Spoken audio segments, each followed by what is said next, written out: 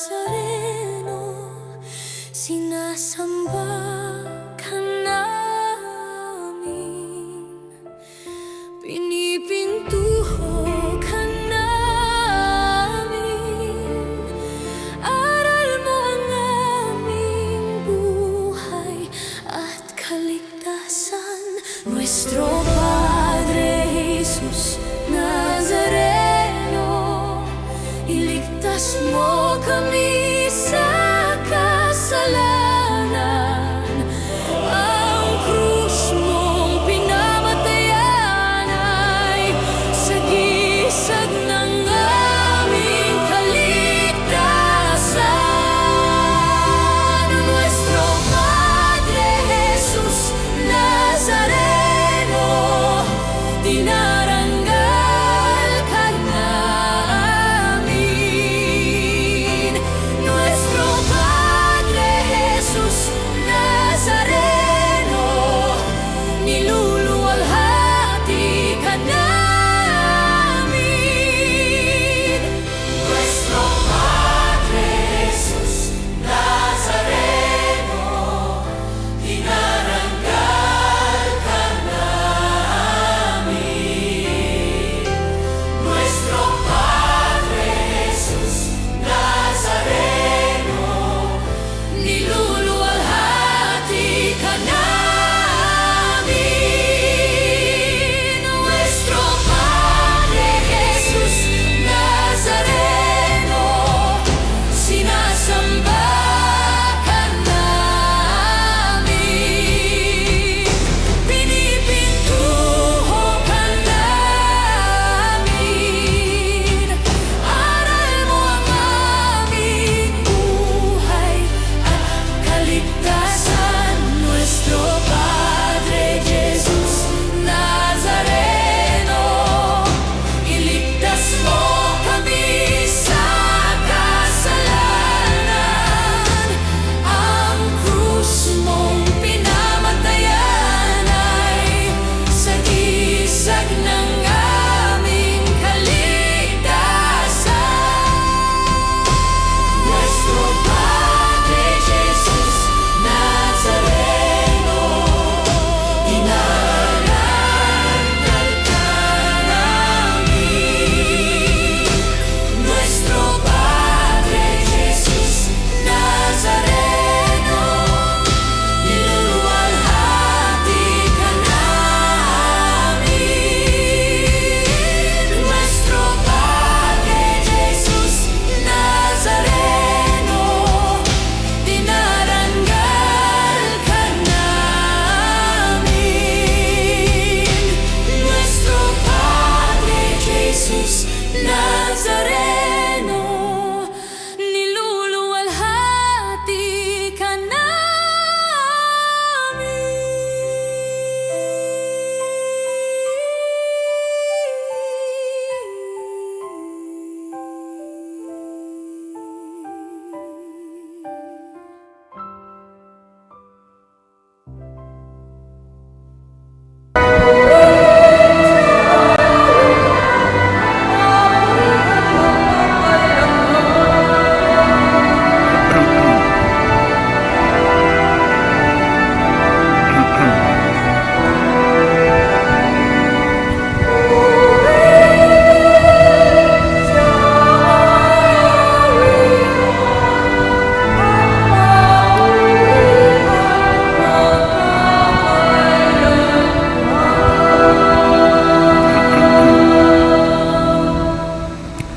Sa ngalan ng Ama at ng Anak at ng Espiritu Santo. Amen.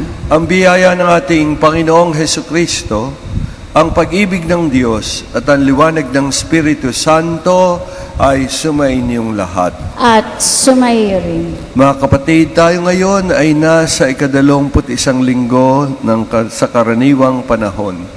At ang mapagbasa natin ngayon ay nagpapaalala sa atin ng isang napakahalagang katanungan para sa bawat isa sa atin. Ang tanong ng Panginoon, sino ba ako para sa iyo? Ihanda natin ngayon ang ating mga sarili sa banal na pagdiriwang nating isasagawa sa pamamagitan ng paghingi muna sa Panginoon ng tulong at awa. Inaamin ko sa makapangyarihang Diyos at sa inyong mga kapatid, na lubha akong nagkasala sa isip, sa salita at sa gawa, at sa aking pagkukulang. Kaya isinasamo ko sa mahal na Birheng Maria, sa lahat ng mga anghel at mga banal, at sa inyo mga kapatid, na ako'y ipanalangin sa Panginoong ating Diyos. Kaawaan tayo ng makapangyarihang Diyos, patawarin tayo sa ating mga kasalanan, at patnubayan tayong lahat tungo sa buhay na walang hanggan. Amen.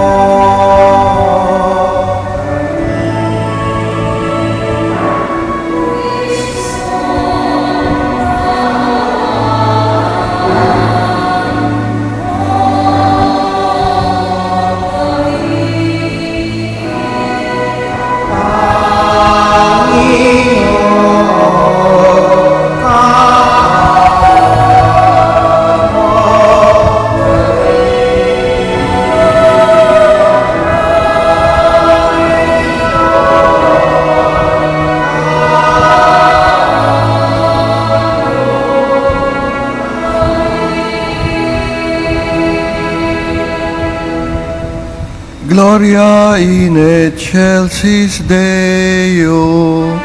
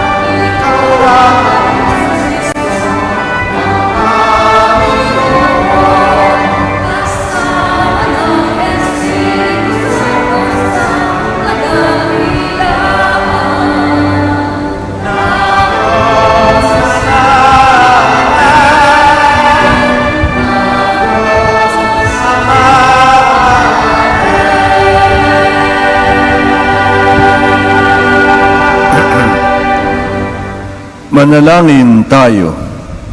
Ama naming makapangyarihan, ginawa mo kaming magkaisa ng kalooban. Ipagkaloob mong iyong mga utos ay aming mahalin. Ang iyong mga pangako ay hangarin naming tanggapin. Upang sa anumang pagbabago sa paligid namin, manatiling matatag ang aming loobin sa tunay na kasiyahang matatagpuan sa iyong piling. Sa pamamagitan ni Jesucristo, kasama ng Espiritu Santo, magpasawalang hanggan. Amen. Tayo po ngayon ay nasa unang bahagi ng ating pagdiriwang, ang liturhiya ng salita ng Diyos. Sa unang pagbasa, ipinahayag ng Panginoon ang pagkakaloob ng susi ng bahay ni David sa kanyang hihiranging lingkod.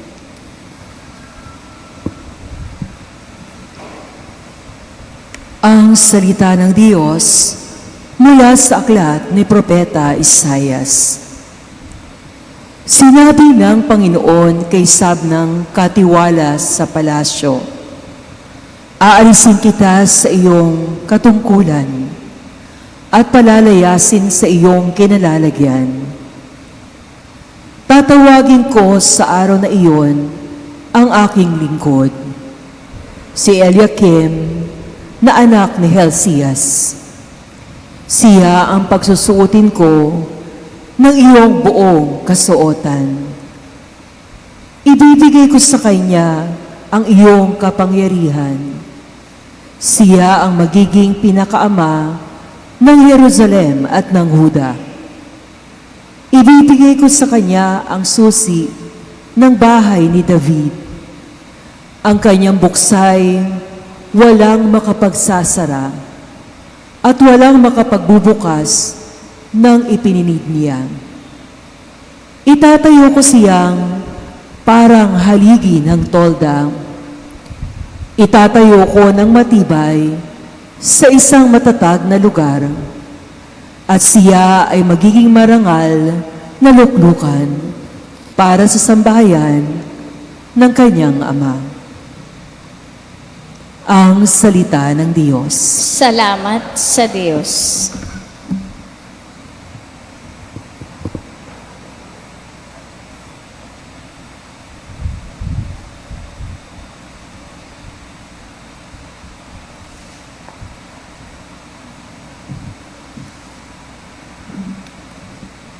Tugon sa Salmo.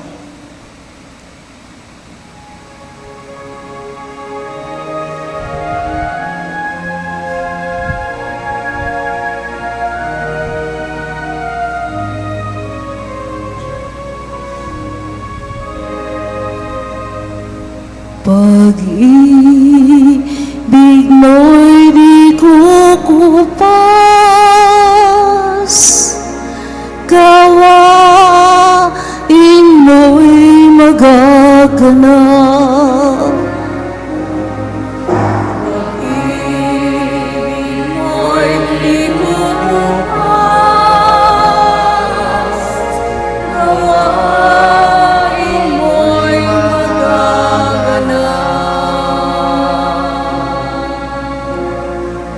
Ako po ang buong pusong awit ng pasalamat. Sa harap ng mga anghel, pupurihin kitang ganap. Sa harap ng iyong templo, ay yuyuko at kakalam. Pupurihin kita roon, pupurihin ang iyong alam. Pag-ibig mo'y di kukupas, gawain mo'y magaganap. Dahil lang sa pag-ibig mo at sa iyong katapatan,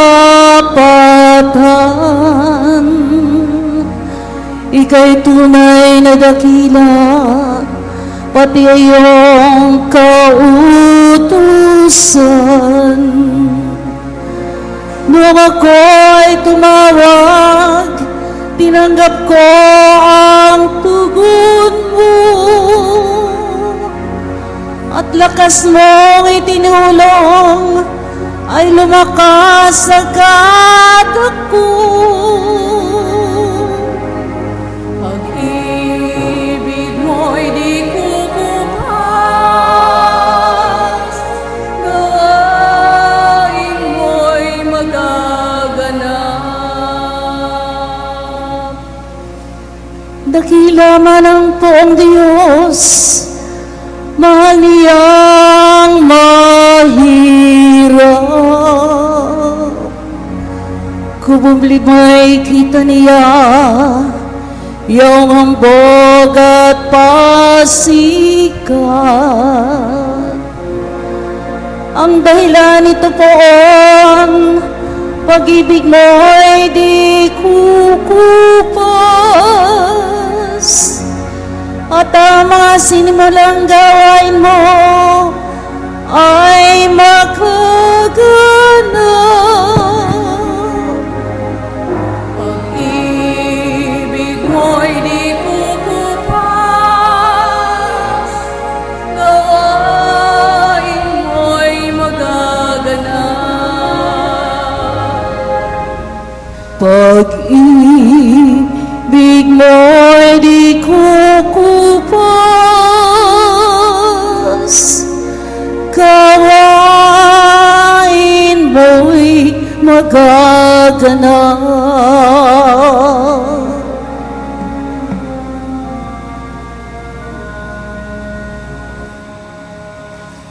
Sa ikalawang pagbasa, ipinangangaral ni Apostol San Pablo ang kasaganaan ng kayamanan at karunungan ng Diyos na hindi kayang abutin ng sinumang tao.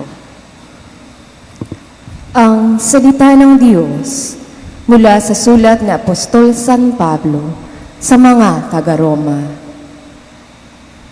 Napakasagana ng kayamanan ng Diyos. Di matarok ang kayamanan, karunungan at kaalaman ng Diyos. Hindi malirip ang kanyang mga panukala at pamamaraan, gaya ng nasusulat, sapagkat sino ang nakakaalam sa pag-iisip ng Panginoon? O sino ang naging tagapayo niya? Sino ang nakapagkaloob ng anuman sa Diyos para siya na may gantipalaan? Sapagkat mula sa Kanya at sa pamamagitan niya at sa Kanya ang lahat ng bagay. Sa Kanya ang karangalan, magpakailanman. Amen. Ang salita ng Diyos. Salamat sa Diyos. Sa mabuting balita, ibinigay ni Jesus ang mga susi ng kaharian ng langit kay Pedro, matapos nitong ipahayag na siya ang Mesiyas. Tayo po ay magbigay galang sa mabuting balita ng Panginoon.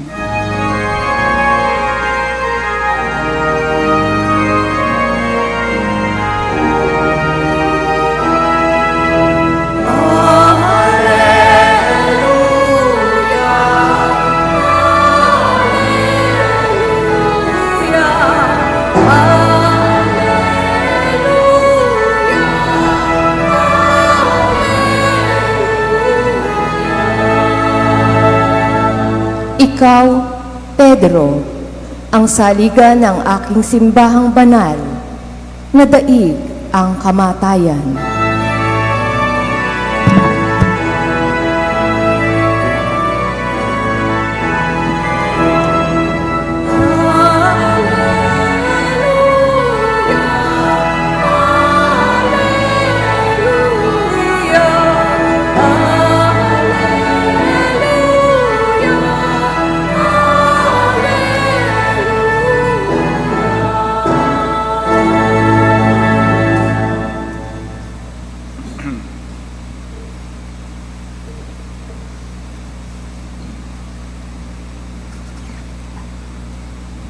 Sumainyo ang Panginoon. At sumayo rin. Ang mabuting balita ng Panginoon ayon kay San Mateo. Papuri sa iyo, Panginoon. Noong panahong iyon, dumating si Jesus sa lupain ng Cesarea ng Filipos. Tinanong niya ang kanyang mga alagad, sino raw ang anak ng tao ayon sa mga tao? At sumagot sila, sino ako? Tanong niya sa kanila. At sumagot si Simon Pedro, kayo po ang Kristo, ang anak ng Diyos na buhay. Sinabi sa kanya ni Jesus, mapalad ka Simon na anak ni Jonas, sapagkat ang katotohanan ito'y hindi inihayag sa iyo ng sino mang tao, kundi ng aking amang nasa langit. At sinasabi ko naman sa iyo, ikaw ay Pedro, at sa ibabaw ng batong ito ay itatayo ko ang aking simbahan, at hindi makapananaig sa kanya kahit ang kapangyarihan ng kamatayan. Ibibigay ko sa iyo ang mga susi ng kaharian ng langit. Ang ipagbawal mo sa lupa ay ipagbabawal sa langit, at ang pahintulot mo sa lupa ay pahihintulot sa langit. At mahigpit niyang tinagubilina ng kanyang mga alagad na huwag sabihin kanino man na siya ang Kristo. Ang mabuting balita ng Panginoon. Pinupuri ka namin, Panginoong Heso Kristo. Mga kapatid, ang ebanghelyo natin ngayon ay mayroong tatlong bahagi. Ang unang bahagi ay yung tanong ng ating Panginoon, sino raw ang anak ng tao ayon sa mga tao? Ang ikalawa naman ay ang pagpapahayag mismo ng Diyos kung sino si Jesus sa pamamagitan ng pahayag ni Pedro. Ikaw ang Kristo, ang anak ng Diyos na buhay.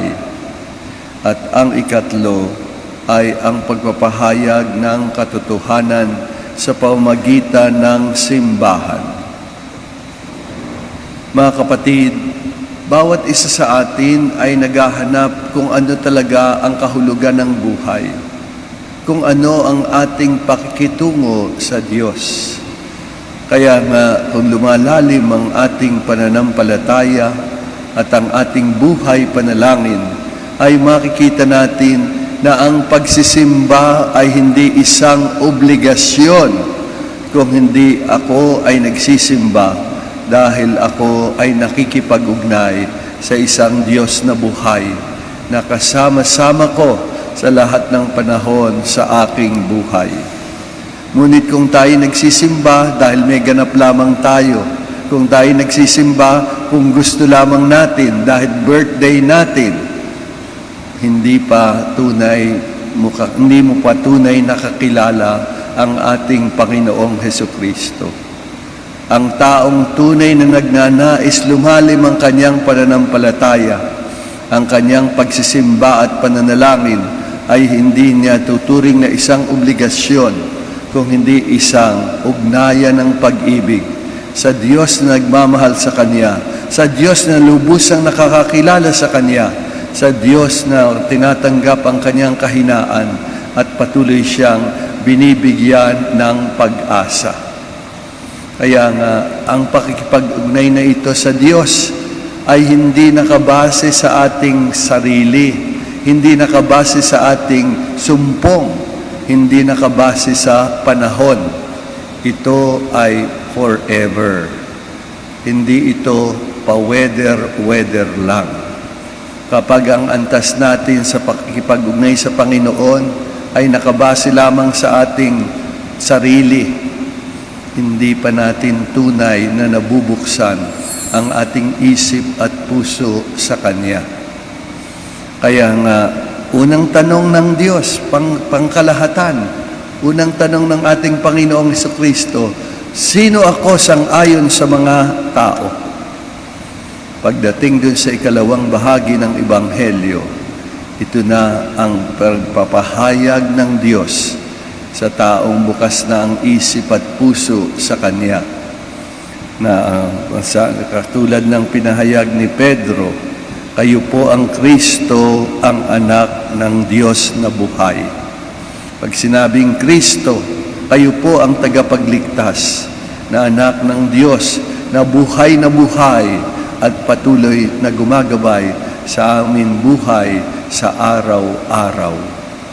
At pagkatapos noon ay nakita natin kung paano tinatag ang simbahan at ang kapangyarihang ito ay pinagkaloob ng Panginoong Hesukristo kay Pedro, ang unang-unang Santo Papa. Ito ay nangangahulugan doon sa sinabi ng ating Panginoong Hesukristo, ako ang daan, ang katotohanan at ang buhay. Ay siya lamang ang katotohanan sa mundo, ito ay si Hesukristo. Kaya anuman ang pahayag ng simbahan, hinggil sa pananampalataya at moralidad, ito ang katotohanan. Maraming mga namuno sa mundo, namuno sa imperyo, na sabi nila, mawawala ang simbahang iyan. Pero nakita natin lahat sila ang nawala. At hanggang ngayon, buhay na buhay pa rin ang simbahan, sapagkat ito ay tinatag ng Diyos mismo, ng ating Panginoong Hesukristo. Kaya makikita natin sa ibang sinasabing relihiyon, tanongin ninyo, sino ang nagtayo sa kanila? Maaari nga, katulad ng sinasabi sa dekreto ng Konsilyo Vaticano, maaring may katotohanan sinasabi sa ibang relihiyon. Pero ang kaganapan ng katotohanan ay ipinahayag na sa atin sa salita at sa katotohanan sa pamamagitan ng simbahang Kristiyano at Katoliko. Kaya nga makikita natin, tayo ay pinangangalagaan at binibigyan at ginagabayan ng simbahan sa mga katotohanan ng ating pananampalataya, na buhay ang Diyos, na ang Diyos na ito ay Ama, Anak at Espiritu Santo. At meron tayong 7 tanda na nangangahulugan na sa bawat antas ng ating buhay, naroon ang Diyos. Gumagabay sa atin at inaakay tayo sa ating paglakad sa landas ng buhay patungo sa ating tunay na tahanan, patungo sa langit na ating tunay na tahanan. Ang 7 sakramento ay tunay na nagpapahayag sa atin na ang Diyos ay kasama-sama natin. Ano ba ang mga sakramento? 3 bagay. Una, ito ay isang mabisang tanda. Kapag sinabing mabisang tanda, ginagawang makatotohanan ang sinasagisag. Kaya sa English sinasabi, it is an efficacious sign. A sacrament is an efficacious sign. Ginagawang makatotohanan ang sinasagisag. Halimbawa, sa binyag, pagbubuhos ng tubig, tayo ay inalisan ng kasalanang mana. Sa pagpapahid na ng langis sa ating bumbunan, tayo'y naging anak ng Diyos at makikiisa sa misyon ng ating Panginoong Hesukristo bilang pari, propeta at hari. Tawag sa kabanalan, tawag sa pagpapahayag ng katotohanan at tawag sa paglilingkod. Gayon din sa sakramento ng Eucharistia sa banal na misa. Ang tinapay at alak na inaalay natin na sagisag ng ating mga buhay ay tunay na nagiging katawan at dugo ng Panginoon. Kaya't ito ay dapat nating igalang. Kaya sa pagpasok natin sa simbahan, wala tayong dapat kausapin kung hindi ang Panginoon. Kapag tayo nasa loob pa ng simbahan at nakikipagdaldalan lamang tayo, tiyak na uuwi kayo na maga ang bibig ninyo. Ibig kong sabihin, hindi ninyo kinikilala kung sino ang narito sa bahay na ito. Kaya nga pinaalala ko parati sa mga naglilingkod sa misa, pagdating sa sakristi, dapat tahimik na tayo, hindi na tayo dapat nagkukwentuhan, magtatanungan, sino ba ang nagtanang kahapon? o iba pang mga bagay. Pagdating sa loob ng sakristiya, dapat tahimik na tayo at hinahanda natin ang ating sarili sa pakikipagtagpo sa Panginoon na kasama-sama natin na buhay. Ganon din sa choir. Ang choir ay walang karapatang magkwentuhan habang nandoon sila sa choir. Minsan, madalas, tatakpan pa yung bibig pero nagkwekwentuhan pag magingitian. Pag tinignan ng pari, yuyuko. Kaya sana makita natin ito. Sa loob ng simbahan, tayo ay nakikipagtagpo sa Diyos na nagmamahal sa atin at tayo nagbibigay sa Kanya ng paggalang at tunay na pagsamba. Kaya nga, sa linggong ito ay tinatanong ng Panginoon, nasaan na ba kayo sa inyong pakikipag-ugnay sa akin? Sapagkat ako'y hindi nagbabago ng pakikipag-ugnay sa inyo. Kaya naalala ko tuloy yung isang sinulat ng isang spiritual writer, and sabi niya, sa buhay ko ay mayroong 5 Kristo akong nakatagpo. Ang unang Kristong nakatagpo ko ay hindi ko tunay nakakilala, kaya ito ang Kristo ng aking guni-guni. Halimbawa, nung bata tayo, makita lang natin, halimbawa, isang larawan ng Panginoong Hesukristo, katulad nung daay, yung larawan na pinakikita sa kursilyo. Walang kaugnayan sa atin. At ituturo naman sa atin ng magulang, yan si Papa Jesus. Pero sa ating isipan, wala pang liwanag. Pagkatapos maaari, nung nag-aral na tayo, natagpuan natin na si Jesus ay isang taong namuhay sa kasaysayan. Kaya ito ang Kristo ng kasaysayan. Pero hanggang dun lamang. Pero habang tunay tayong nag-aaral at tunay nating makilala si Jesus, nakita natin si Jesus ay isang Kristong tagapagturo, sapagkat katulad nila Gandhi at nila Mandela, siya ay mayroong mga aral na itinuturo sa mga tao. Pero hindi pa nagtatapos doon.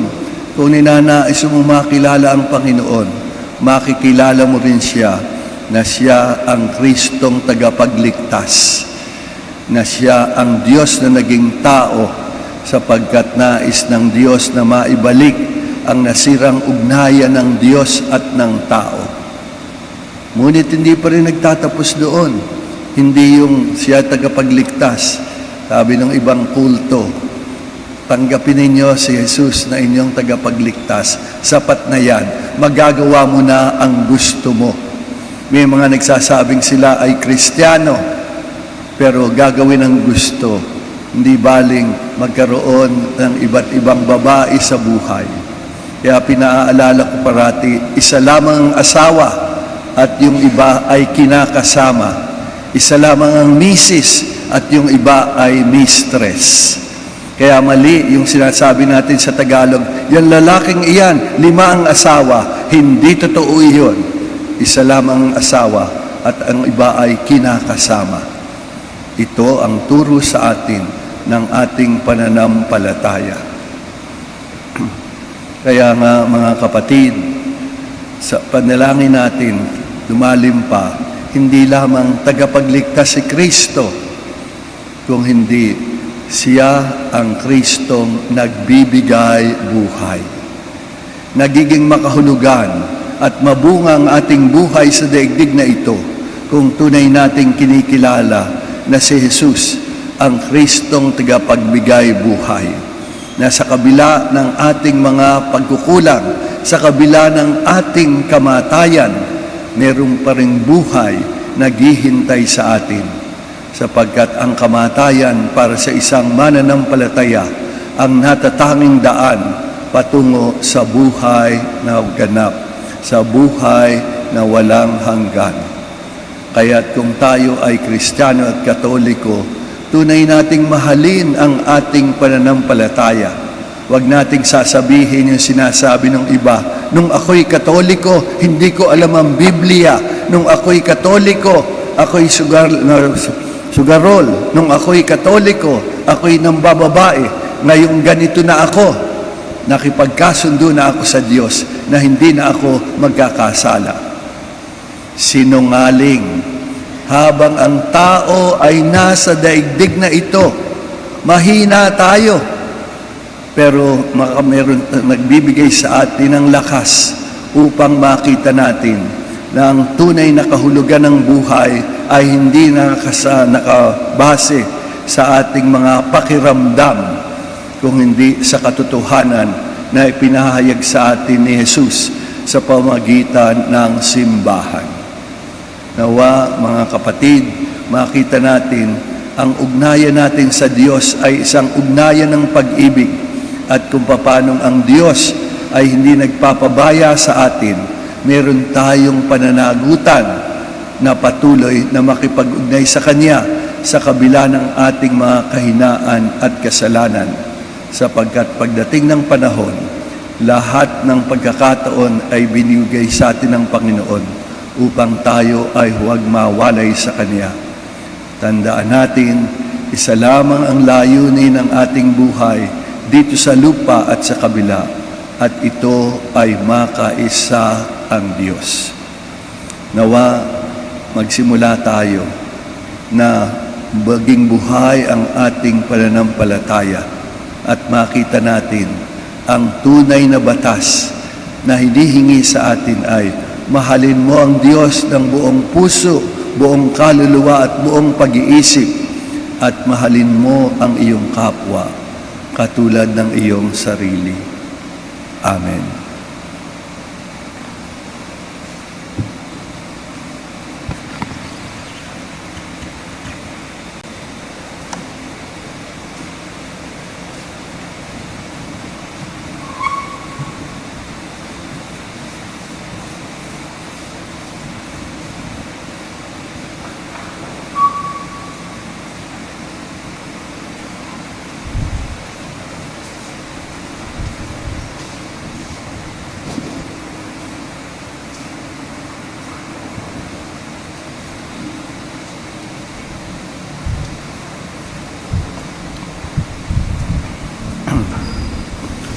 Bilang tugon sa salita ng Diyos na narinig natin ngayon, sama-sama nating ipahayag ang ating pananampalataya.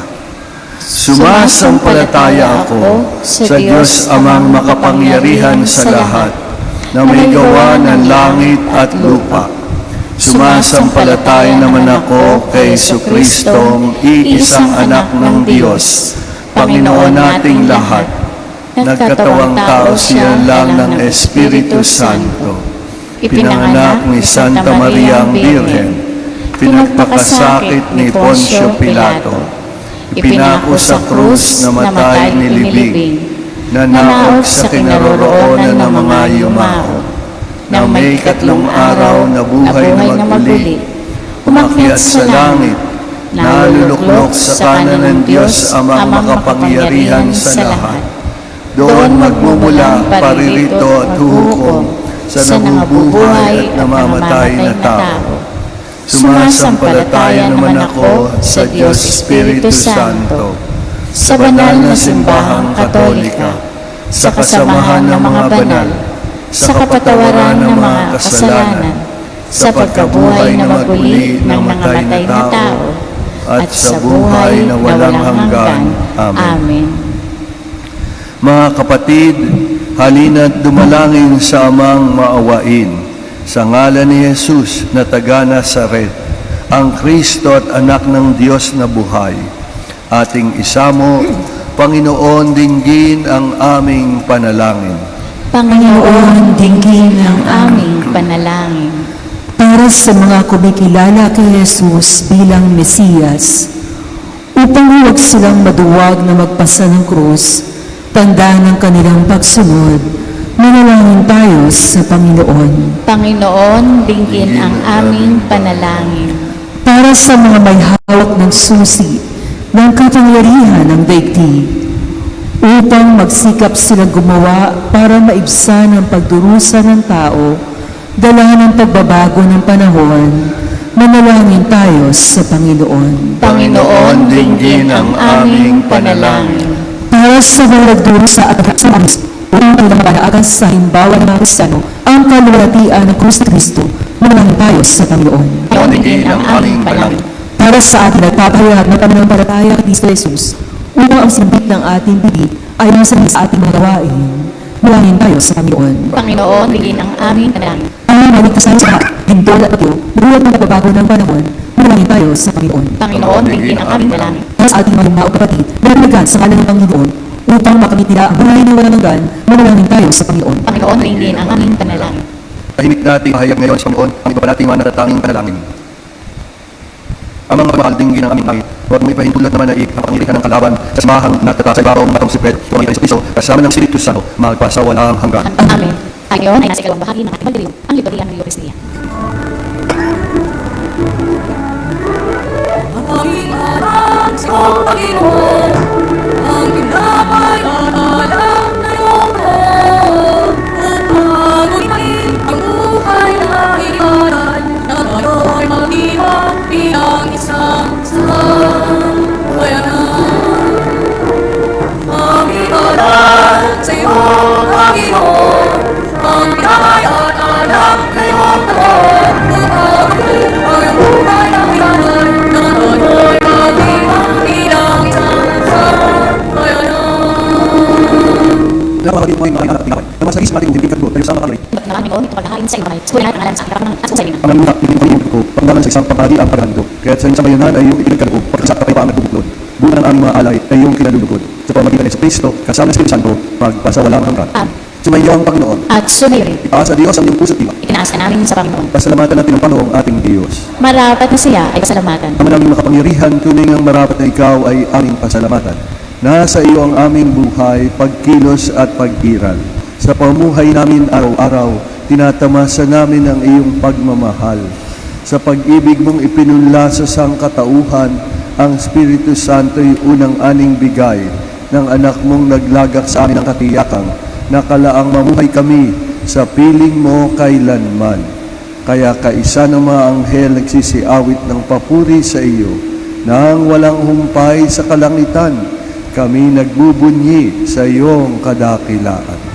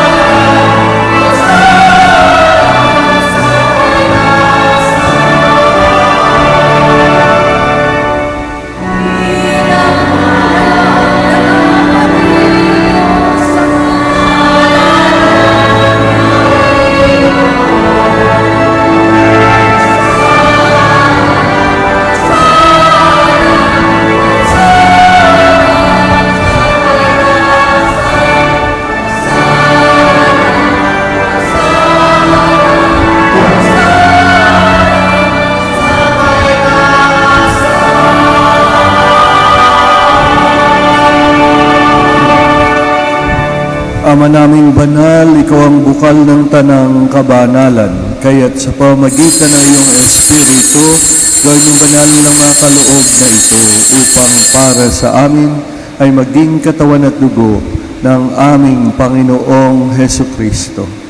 Bago niya pinagtiis ang kusang loob na maging handog, hinawakan niya ang tinapay, pinasalamatan kaniya, pinaghati-hati niya yon at inabot sa kanyang mga alagad at sinabi, tanggapin ninyong lahat ito at kanin. Ito ang aking katawan na ihahandog para sa inyo.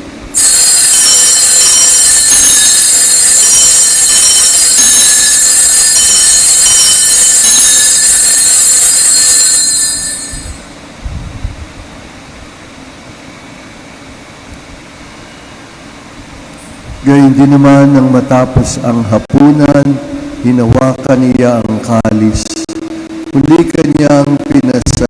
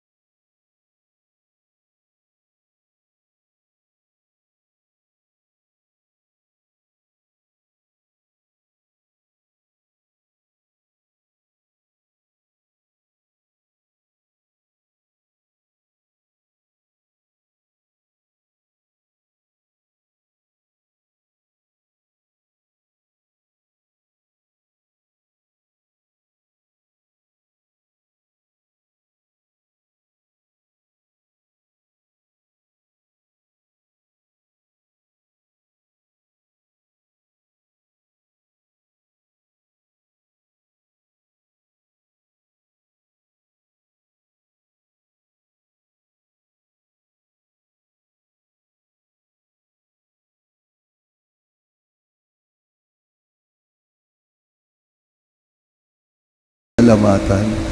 Inabot niya ang kalis sa kanyang mga alagad at sinabi, "Tanggapin ninyong lahat ito at inumin. Ito ang kalis ng aking dugo, ng bago at walang hanggang tipan. Ang aking dugo na ibubuhos para sa inyo at para sa lahat sa ikapagpapatawad ng mga kasalanan. Gawin ninyo ito sa pag-alaala sa akin."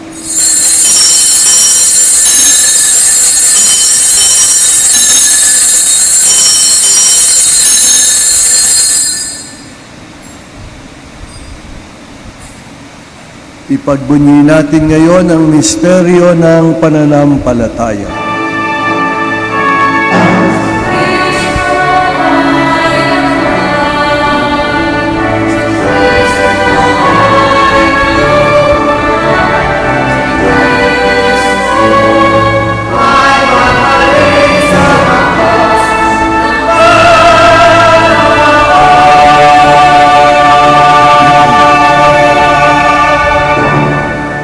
Ama, ginagawa namin ngayon ang pag-alaala sa pagkamatay at muling pagkabuhay ng iyong anak.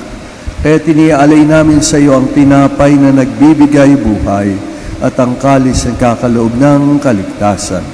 Kami nagpapasalamat dahil kami iyong minarapat na tumayo sa harap mo para maglingkod sa iyo. Sinasamo namin kayo magsasalo-salo sa katawan at dugo ni Kristo ay mabuklod sa pagkakaisa sa pamamagitan ng Espiritu Santo. Amalingapin mo ang iyong simbahang laganap sa buong daigdig. Puspusin mo kami sa pag-ibig. Kaisa ni Leo naming Papa at ni Dennis naming Obispo at ng Tanang Kaparian.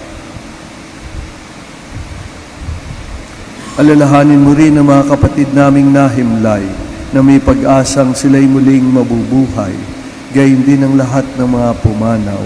Tanggapin mo sana silang lahat sa iyong malwalhating piling. Kaawaan mo at pagindapating kaming lahat na makasalo sa iyong buhay na walang wakas, kaisa ng mahal na Birheng Maria na Ina ng Diyos at ng kanyang kabiyak ng puso, si San Jose.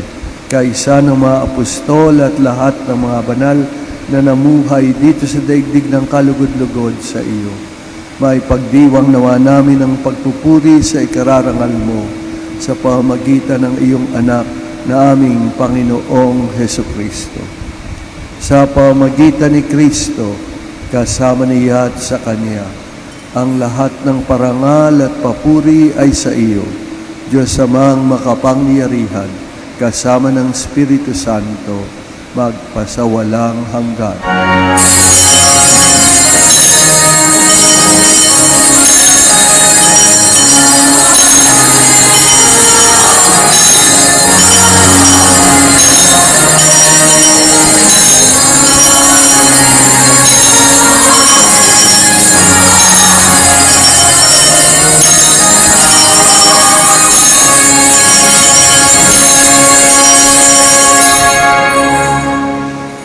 Sinabi ng ating Panginoong Hesukristo na tawagin natin ang Diyos na Ama. Kaya ngayon ay lakas loob tayong umawit sa Kanya.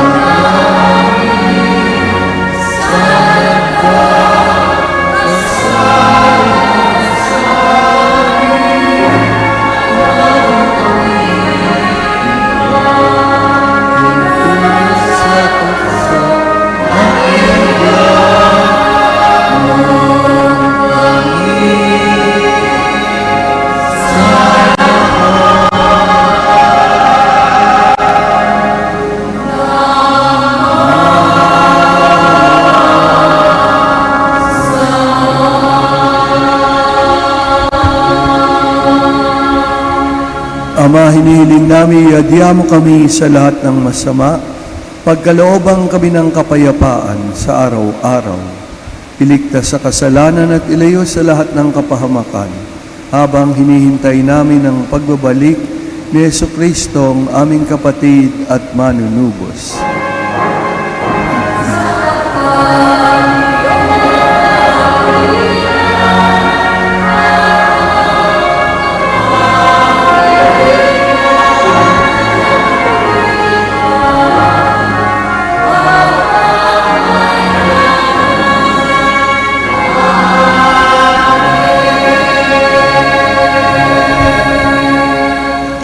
Panginoong Hesukristo, sinabi mo sa iyong mga apostol at sinasabi mo ngayon sa amin, kapayapaan ang niiwan ko sa inyo, ipinagkakaloob ko sa inyo aking kapayapaan. Tunghayan mo ang aming pananampalataya at huwag ang aming mga pagkakasala. Pagkalooban mo kami ng kapayapaan at pagkakaisa ayon sa iyong kalooban. Nabubuhay ka't nagahari, magpasawalang hanggan. Amen. Ang kapayapaan ng Panginoon ay sumainyong lahat. At sumayo rin. Magbatian tayo ngayon at maghangad ng kapayapaan sa isa't isa.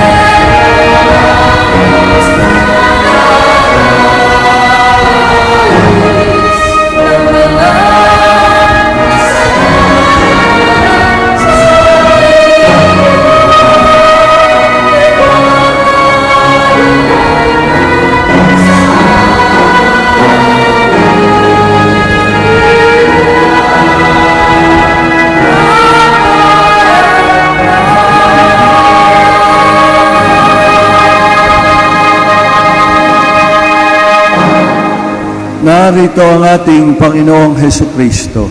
Siya ang daan, ang katotohanan at ang buhay. Mapalad tayo ngayong inanyayahan sa kanyang piging. Panginoon, hindi ako karapat-dapat na magpatuloy sa iyo. Ngunit sa isang salita mo lamang ay gagaling na ako.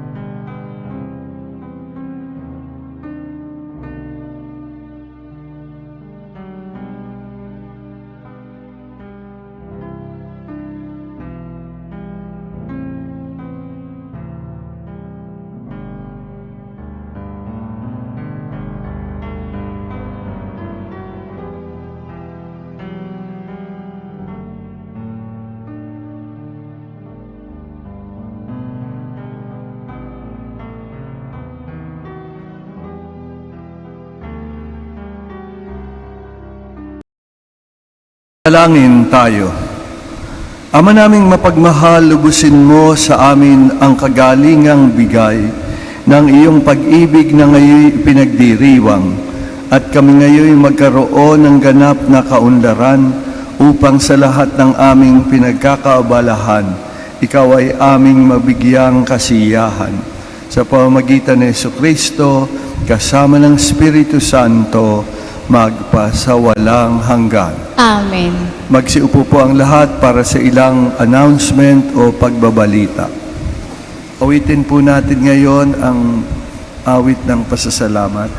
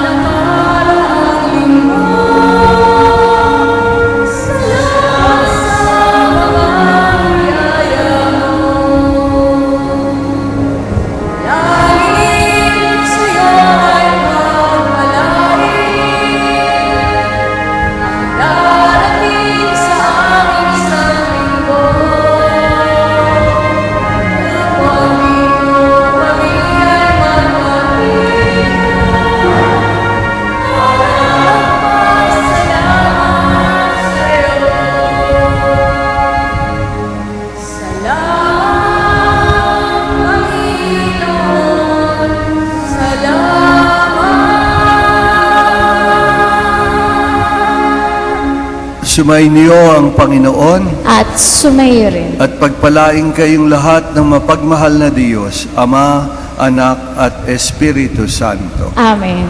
Nayalay na natin ang banal na misa, humayo tayong taglayan liwanag at biyaya ng Panginoon. Salamat sa Diyos. Purihin natin ngayon ang Panginoon.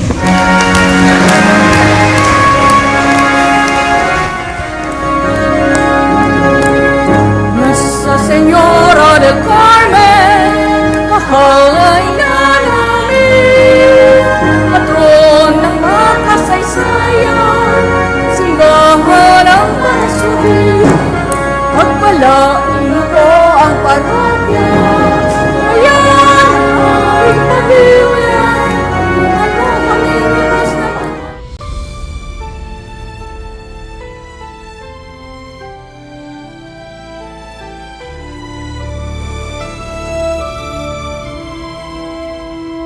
Nuestro Padre Jesús Nazareno, sinasamba ka namin, pinipintuho ka namin, aral mo ang aming buhay at kaligtasan. Nuestro